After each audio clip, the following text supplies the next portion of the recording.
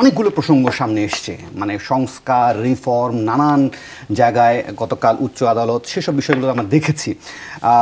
পুলিশের রিফর্ম নিয়ে খুব বড় রকমের আলোচনা হচ্ছে। আমরা এখন অনেক পুলিশের কর্তা ব্যক্তিদেরকে দেখতে পাচ্ছি, তারা রীতিমতো অপরাধ স্বীকার করেই বলেন, চিঠি দিয়েই তারা পদত্যাগ করছেন।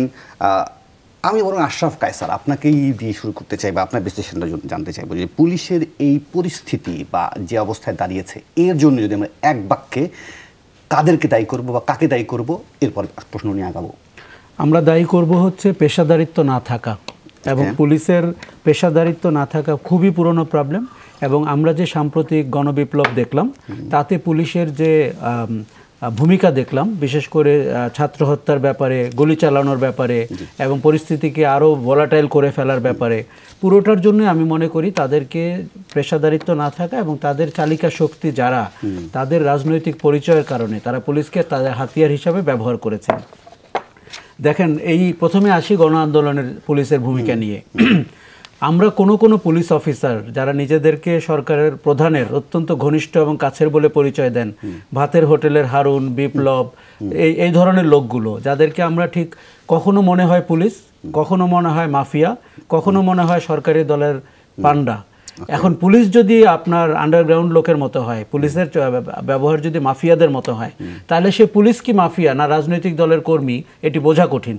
তাদেরকে এইভাবে ব্যবহার করতে নিশ্চয়ই সরকার প্রধান অ্যালাউ করেছেন, অথবা সরকার অ্যালাউ করেছেন, না হলে তারা ছাত্র আন্দোলনের 6 জনকে 72 ঘন্টার জন্য অথবা তার চেয়ে বেশি সময়ের জন্য আটক করে রাখতে পারে কি করে? নাটক করতে পারে ভাত খাওয়ানোর, সেটি ভিডিও করতে পারে, সেটি ছবি দিতে পারে। তার মানে পুলিশকে আমরা দেখলাম একটা অপেশাদার বাহিনী, সেটি ভাতের হোটেলের হারুনের পর্যায়ে। আমরা যদি মাঠ পর্যায়ে দেখি, পুলিশকে দেখেছি এই আন্দোলনে গুলি চালাতে, অকথ্য নির্যাতন করতে, অত্যাচার করতে, এবং তার সমস্ত ভিডিও ফুটেজ, স্টিল ছবি আমাদের হাতে রয়েছে। তার মানে এই আন্দোলনকে যতটা বেগবান করা সম্ভব পুলিশ সেটি করেছে। তৃতীয় যেটি দেখেছি, যে সরকারি দলের যুবলীগ, ছাত্রলীগের ক্যাডার যারা অস্ত্রপাতি নিয়ে নেমেছেন, যারা ফৌজদারি অপরাধ করেছেন, যারা পুলিশকে পরিচালিত করেছেন, কখনো পুলিশের সামনে থেকেছেন, কখনো পেছনে থেকেছেন, তাদের হত্যাকাণ্ডগুলোতে পুলিশকে আমরা সহযোগীর ভূমিকা অবতীর্ণ হতে দেখেছি। তার মানে পুলিশ 3-4 রকমের অপেশাদারী ভূমিকা পালন করেছে, সেটি গেল এই আন্দোলনে।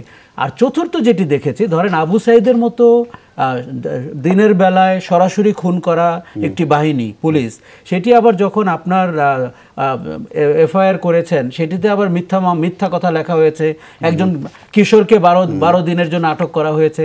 তার মানে এই বাহিনীটির কোনো বিশ্বাসযোগ্যতা নাই, কোনো পেশাদারিত্ব নাই, তাদের গুলির কোনো হিসাব নাই, তাদের অত্যাচারের কোনো জবাবদিহিতা নাই। এই বিশ্বাসযোগ্যতার জায়গা থেকে কি এইটা কি বিশ্বাসযোগ্য তৈরি করা যায় কিনা বা বিশ্বাসযোগ্য হয়ে ওঠে কিনা, যদি যে লোকগুলোর কথা আপনি বললেন, নামগুলো উচ্চারণ করলেন, যাদেরকে বলছিলেন যে পুলিশের ভিতরে মাফিয়া হয়ে উঠেছিলেন, তারা এখন কোথায়, কি অবস্থায় আছেন, তাদের মানে পরিস্থিতিটা কি, সেটা যদি সামনে আসতো তাহলে বিষয়টা কি আরো বিশ্বাসযোগ্য হতো? অনেকটা হতো। দেখুন, আমাদের একটা বদভ্যাস তৈরি হয়েছে, যখনই বাহিনীতে একজন বেনজির ধরা পড়েন, এবং আমার ধারণা হারুন বেনজিরের চেয়েও বড় আকারে ধরা পড়বে এখন, যেহেতু একটি অন্তর্বর্তী সরকার রয়েছে, তখন বলা হয় বাহিনী ওই ব্যক্তির দায় নিবে না। এটি অত্যন্ত পচা কথা। জেনারেল আজিজের দায় সেনাবাহিনীকে নিতে হবে, আওয়ামী লীগ সরকারকেও নিতে হবে, বেনজিরের দায় পুলিশকেও নিতে হবে, সরকারকেও নিতে হবে। তাহলে কি জনগণের একজন হয়ে উনি এই কাজ করেছেন? তখন সেটি তো না।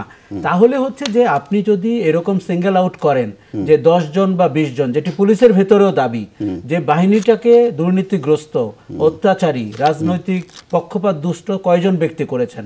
দেখুন, চেইন অফ কমান্ডের একটা বাহিনীতে নিচের দিকের মানুষের জীবন কিন্তু খুব করুণ। তাকে কমান্ড মানতে হয়, তাকে মানবতারও জীবনযাপন করতে হয়, তাকে না চাইলেও গুলি করতে হয়, এবং তাকে কিন্তু অমানবিক একটি চাকরিতে থাকতে হয়। কিন্তু মজাটা পান যারা উপরের দিকে থাকেন, তারা সরকারকে সহযোগিতা করেন, তারা অপ্রয়োজনে সরকারের সাথে রাজনৈতিকভাবে যুক্ত হন এবং নিজেদের দুর্নীতির পাহাড় দাঁড় করান।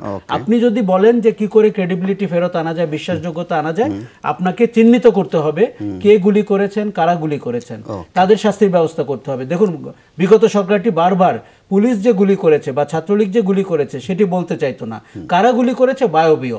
আপনি পুলিশ বাহিনীকে যদি শৃঙ্খলায় আনতে চান, আগে সিঙ্গেল আউট করেন কারা অপরাধ করেছে, তাদের শাস্তি দেন, এবং দৃশ্যমান একই সঙ্গে নিশ্চয়ই এটাও জানা উচিত বা আমাদের খুঁজে দেখা উচিত যে পুলিশের দিকেও কারা গুলি ছুড়লো। নিশ্চয়ই আমরা দেখতে চাই।